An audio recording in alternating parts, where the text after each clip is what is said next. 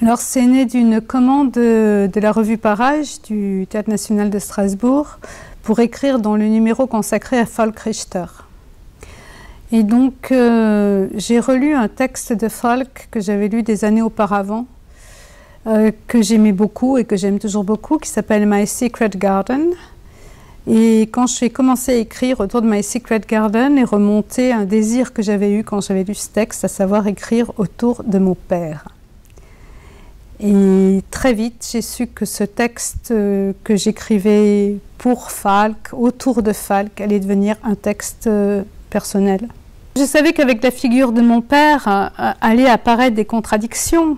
C'est un pied noir qui donc avait cet esprit-là, qui se sentait en même temps très en amour avec les Algériens, mais qui néanmoins était un pied noir, donc, et qui ensuite, en France, a énormément souffert, s'est toujours senti inadapté. Et je pense que je n'avais jamais écrit ici, j'ai commencé à écrire dans mon précédent roman, Les choses comme elles sont, et au fond j'ai continué à écrire autour de la figure de mon père dans cette pièce. Et puis au fond, souvent je me dis, mais je ne sais pas comment parler du monde directement.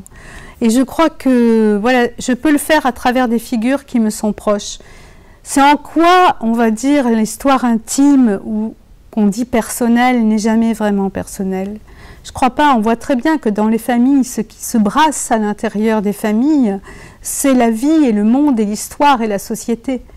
Et donc c'était pour moi là, encore un tissage possible qui venait avec la figure de mon père. Voilà, c'est ça, et c'est de ça dont il m'importait de parler, parce qu'il y a un grand amour de la fille envers son père, malgré leurs différends et différences d'opinion politique. Néanmoins, sans doute, ce qui les relie, c'est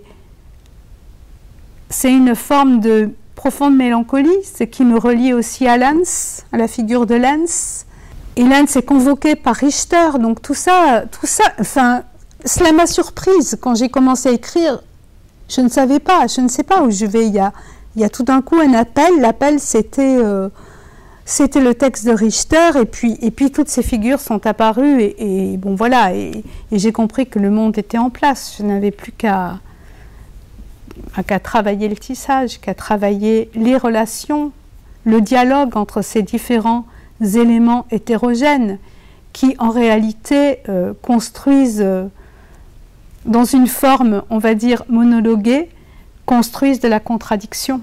Et c'est aussi ça qui était intéressant. Jean-Michel, c'est une vraie rencontre, parce que moi je le connaissais comme écrivain. On a publié dans une collection commune, La Brune, au Rouergue, donc des récits, des romans. Mais j'avais évidemment aussi vu des spectacles avec Claude. Et quand Jean-Michel a entendu au bord, quand je le lisais à Théâtre Ouvert, et qu'il m'a dit « je veux le faire hein », j'ai dit oui tout de suite. Enfin, je veux le faire avec Claude, j'ai dit 2 fois oui tout de suite. Je veux dire, Jean-Michel ne travaille pas intellectuellement à partir des textes. J'ai la chance de l'avoir vu répéter cette fois. Et il part vraiment de la présence des acteurs au plateau et de ce que la voix, qui est quand même l'endroit, on va dire, peut-être le plus érogène du jeu, en tout cas, qui pour moi produit énormément de sensations. Jean-Michel, je le vois qu'il part de là, il part de Claude, il part de comment elle articule les choses, et comment les choses viennent, et comment les choses se transforment. Et c'est aussi une histoire de musique. On reprend un peu plus bas, ou on reprend un petit peu à côté, et quelles notes on va développer. Donc, bon, voilà, je pense qu'on a une forme de parler du monde qui est commune.